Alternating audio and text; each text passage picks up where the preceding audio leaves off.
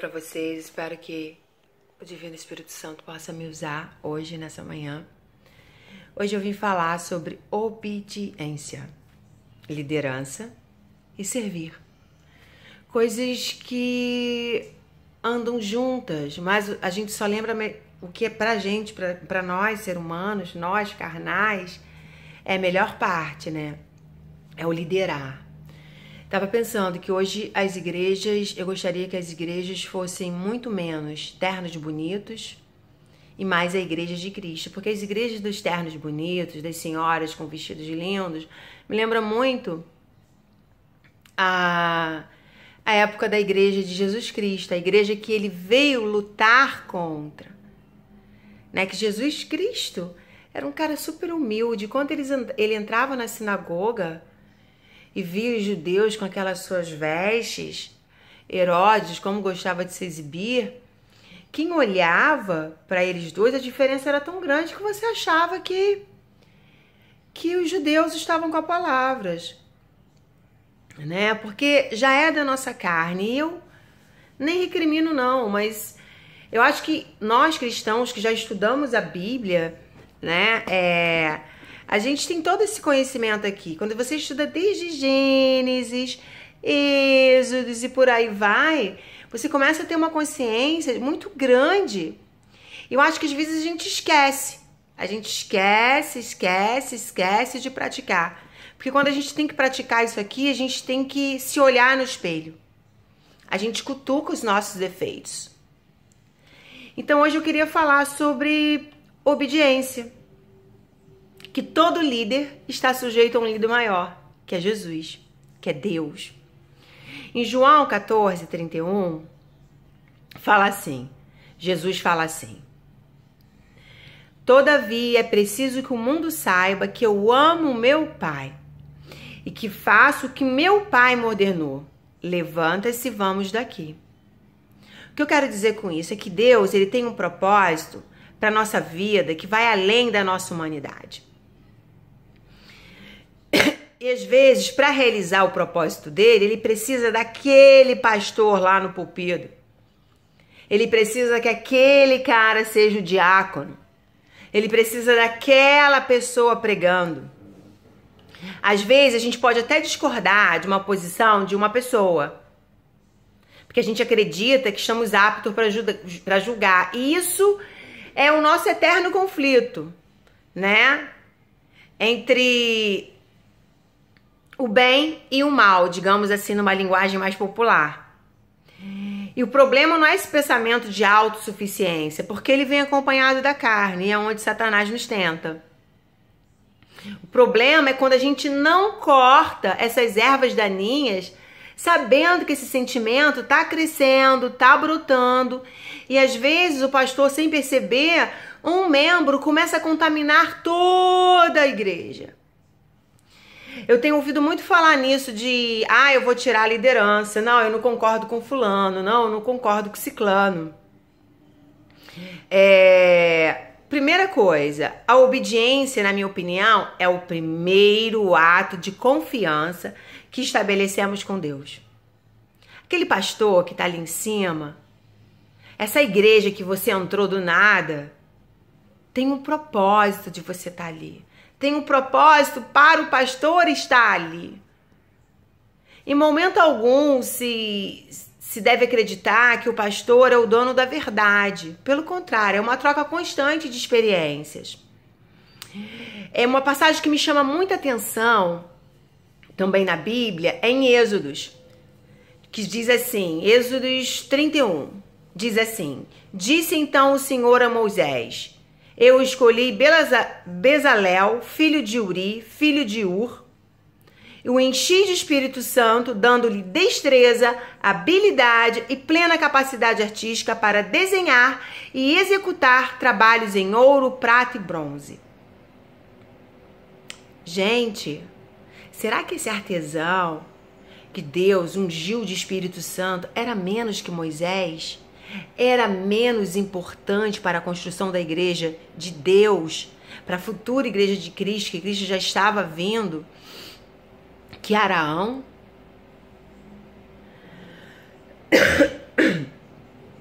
Deus, ele deu instrução, ungiu os artesãos, mas escolheu para ser o seu primeiro sumo sacerdote Araão, o primeiro sumo sacerdote de Israel. Com Moisés, Deus tinha uma relação de intimidade diária. Ele usou Moisés para se apresentar, uma relação de profunda intimidade. Mas mesmo assim, ele escolheu Araão para ser o primeiro sumo sacerdote da igreja. Você imagina se eles agissem como muitas congregações fazem? Ah, Moisés falou, Deus, por quê? Porque Araão, se o Senhor fala comigo, então todo mundo vai reverenciar Araão? Ele vai ter acesso ao tabernáculo? E eu não? Aos rituais do tabernáculo? E eu não? E graças a Deus, Moisés tinha uma humildade, tinha uma fé, uma espiritualidade, uma relação com Deus tão bem construída, que ele reconheceu as suas limitações e falou, Jesus, Deus, eu não posso falar, eu não tenho essa habilidade para falar lá na frente. Por mais que eu te ame, não me manda não.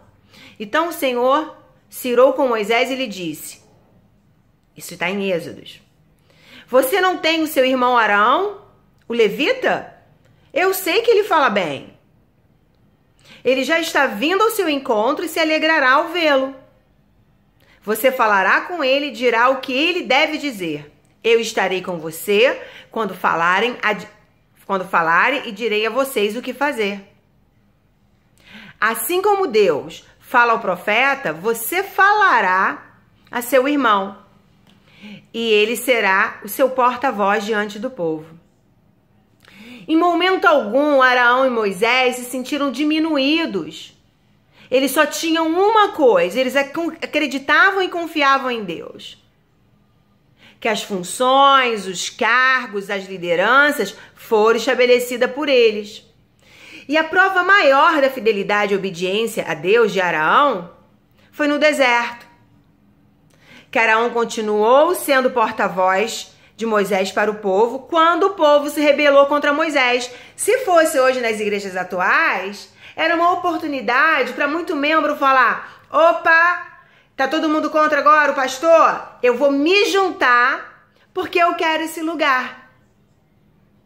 Então é essa hora, irmãos, que eu peço vocês para se atentarem. Quem é que está trabalhando dentro de vocês? Quem é que está batendo na porta do seu ouvido e fala, vai lá, é isso mesmo, você é melhor que ele. Fazendo com que o diácono, fazendo com que qualquer membro, um tesoureiro, uma pessoa que trabalha na administração da igreja, se sinta mais apto, se sinta apto a questionar uma decisão que foi dada por Jesus, porque quando você entrou nessa igreja, quem estava ali servindo a Deus antes de você era o seu pastor. E existe sim, dentro da igreja, na minha opinião, tem que existir uma relação de hierarquia, tem que existir uma relação de obediência. Vocês sabem qual é a instituição mais antiga e mais bem-sucedida no mundo? O exército. Mas hoje o exército pra gente é algo cafona, é algo opressor, é algo que traz regras. Nós queremos quebrar as regras, nós queremos inovar, a gente quer falar.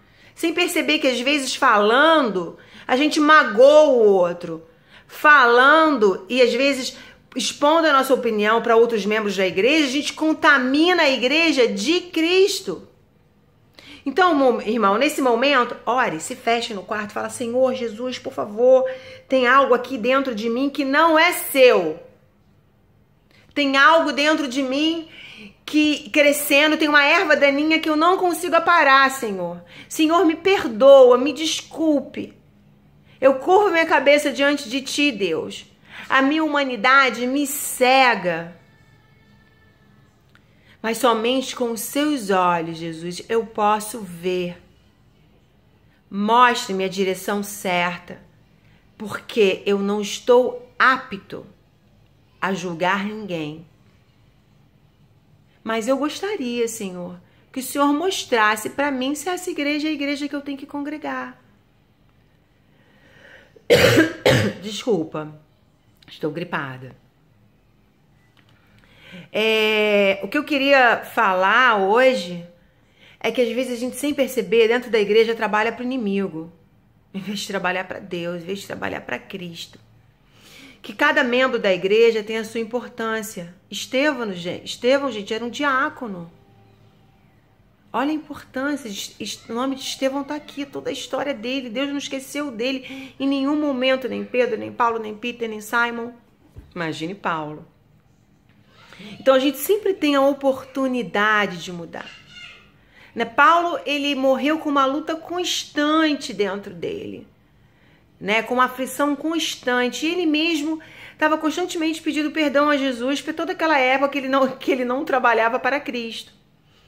Toda aquela época que ele serviu e perseguia os cristãos. Então eu vou encerrar esse vídeo hoje e queria deixar a seguinte reflexão. Você está dentro da igreja? Qual é a vozinha que você escuta e você segue? É a voz de Cristo? Será mesmo que Cristo está mandando você fazer essa revolução por trás da sua igreja? Será que aquele pastor que está ali falando para você, ele não está ali por um motivo? Será que obedecer à liderança na minha igreja não é um exercício de obedecer a Deus? Ah, o pastor não é Deus. Eu não estou falando que o pastor é Deus. Ele é humano, mas ele tem plena consciência que a função dele é muito mais servir. Mas a gente está muito preocupado com os ternos, com os vestidos bonitos, com os saltos altos de marcas para ir para a igreja. Quando a gente chegar, quando Jesus voltar, ele não vai escolher como uma empresa escolhe um funcionário para trabalhar. Ô, você aí, ó. Ei, você, com sapatinho aí Chanel. Ei, você com a bolsa Prada.